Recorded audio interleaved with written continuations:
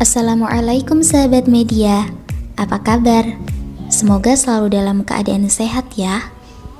Kali ini Santri Multimedia Nasuhiyah akan mempersembahkan sebuah kisah dari seorang pemuda yang bernama Luqman. Tentunya sahabat media sudah tidak asing lagi bukan dengan nama tersebut.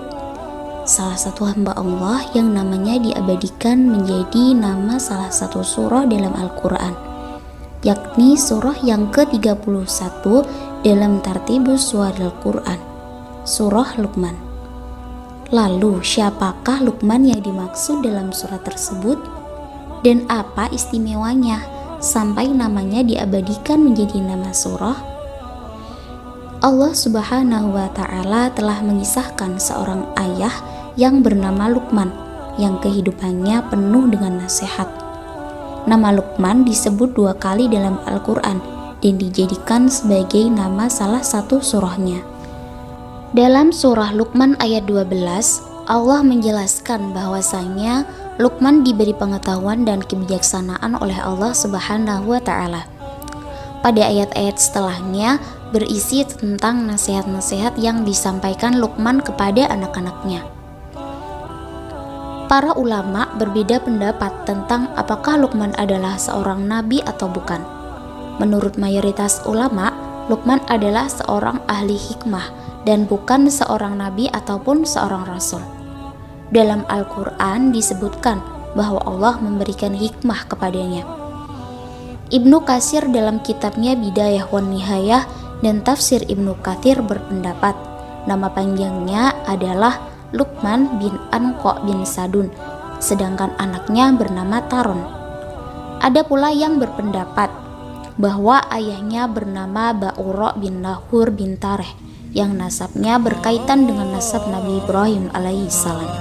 Sementara itu, Syauqi Abu Khalil dalam kitabnya Atlas Al-Quran menyebutkan Luqman adalah putra saudara perempuan Ayub.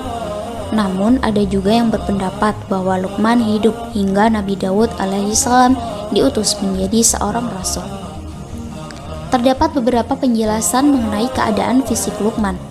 Ia memiliki tubuh yang sangat pendek dan hidungnya tidak mancung, berbibir tebal, dan berasal dari keluarga miskin.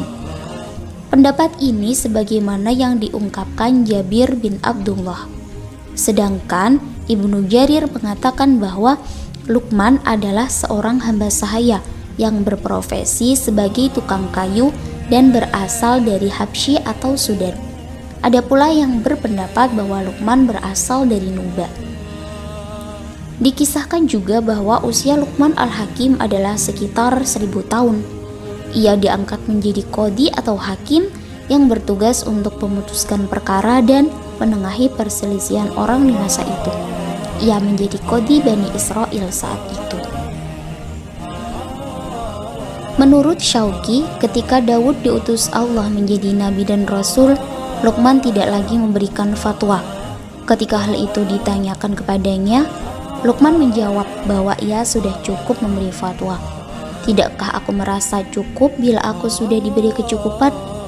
Ibnu Abbas dalam Mausu'ah Al-Qurn Al-Ishrin meriwayatkan, Luqman al-Hakim bukanlah seorang nabi maupun raja. Dia adalah seorang penggembala yang dimerdekakan majikannya.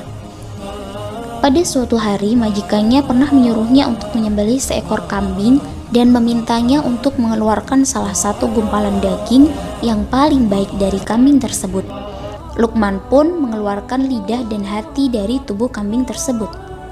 Kemudian selang beberapa hari, sang majikan menyuruhnya kembali untuk melakukan hal yang sama dan memintanya untuk mengeluarkan gumpalan daging yang paling buruk dari kambing tersebut.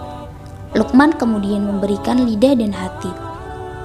Dengan penuh keheranan, sang majikan menanyakan alasan Luqman melakukan hal itu. Lalu Luqman menjawab, kedua bagian itu adalah yang paling enak jika ia benar-benar baik. Dia menjadi paling tidak enak atau buruk jika keduanya itu buruk. Nasihat-nasihat Luqman kepada anaknya yang juga sebagai nasihat kepada manusia secara umum antara lain berupa nasihat agar tidak menyekutukan Allah, berbakti dan berbuat baik kepada kedua orang tua, dan larangan untuk bersikap sombong. Luqman adalah salah satu sosok uswah hasanah yang Allah ceritakan dalam Al-Quran, dan hal tersebut dapat menjadi panutan bagi manusia sebagai bentuk pendidikan kepada anak-anaknya.